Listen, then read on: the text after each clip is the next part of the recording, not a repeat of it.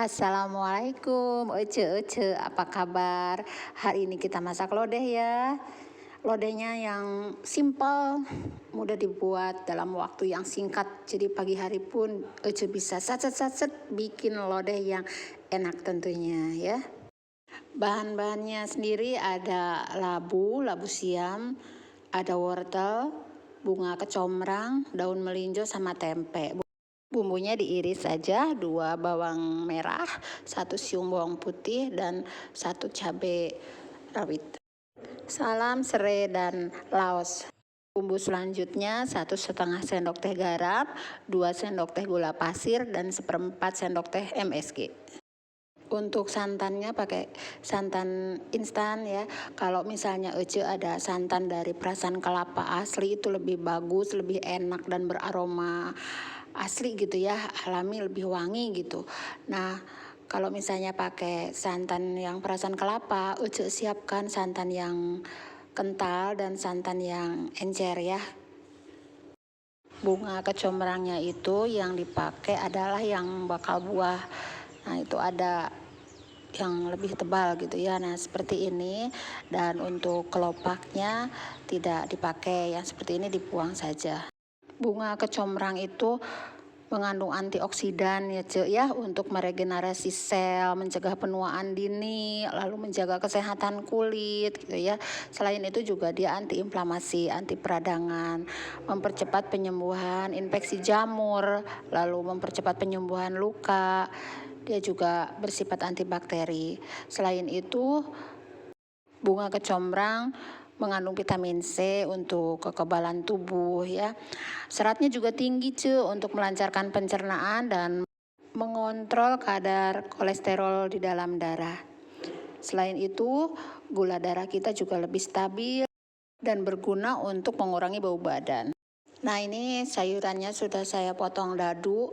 Untuk labu siamnya kebetulan punyanya yang baby ya, kita pakai baby aja. Kalau labu siam yang udah tua juga nggak apa-apa ya. Labu siam ini ternyata mengandung asam folat ya, untuk meningkatkan fungsi otak. Bagus juga buat ibu hamil nih ya.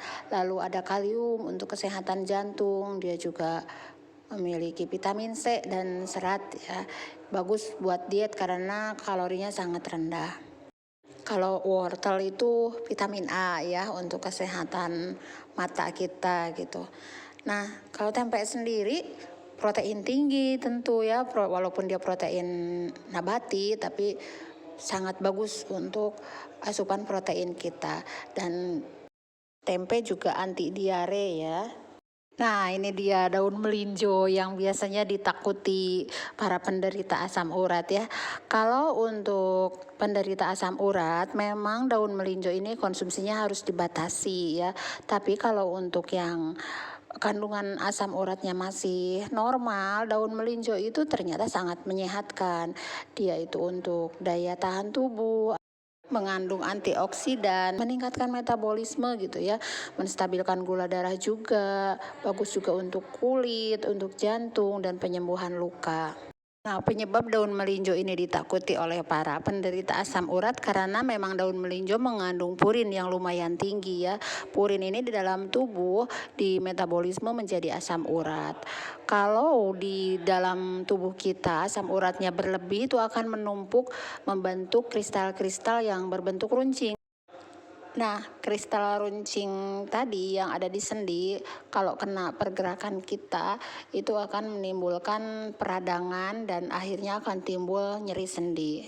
Jadi untuk ece-ece yang masih normal nih kadar asam uratnya, silahkan mengkonsumsi daun melinjo walaupun dia tinggi purin, asal diimbangi dengan minum air putih yang cukup ya, sehingga kelebihan purin itu dapat terbuang.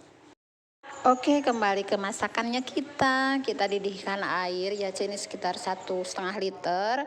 Ini sudah mendidih, lalu kita masukkan semua bahan-bahan sayurnya, sayur lodehnya tadi ya.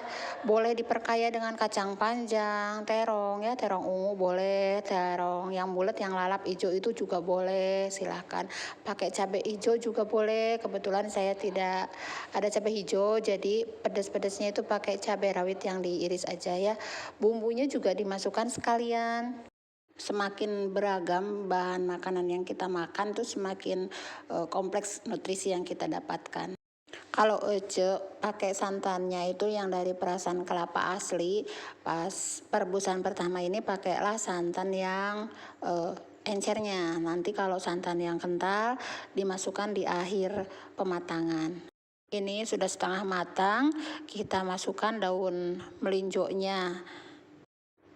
Daun melinjo ini cepat matang gitu ya, jadi dimasukkan terakhir. Lalu kita masukkan juga bumbu-bumbunya yang garam, gula, sama MSG. Untuk sayur lodeh saya tidak pakai kaldu bubuk ya. Rasa sayur lodeh itu cenderung manis, matching dimakan sama ikan asin. Ini teruskan direbus sampai semua bahannya itu matang. Nah, ini semua bahannya sudah matang. Kita masukkan santan instan sambil diaduk-aduk dengan cepat supaya tidak pecah santannya. Kalau santannya tidak pecah, tampilan sayur lodehnya bagus, rasanya juga lebih enak. Aduk sebentar saja, lalu kita matikan kompornya. Sayur lodeh simpelnya sudah jadi, ini enak banget walaupun bumbunya cuma iris-iris.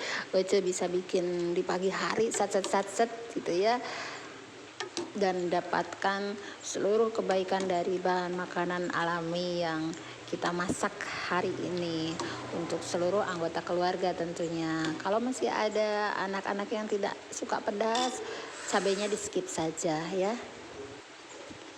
Ayo buat Ece yang terbantu dengan video ini, silakan yang belum subscribe di subscribe ya, di like, tombol loncengnya ditekan, kasih komen juga, kita berbagi resep ya. Semoga videonya bermanfaat. Assalamualaikum warahmatullahi wabarakatuh.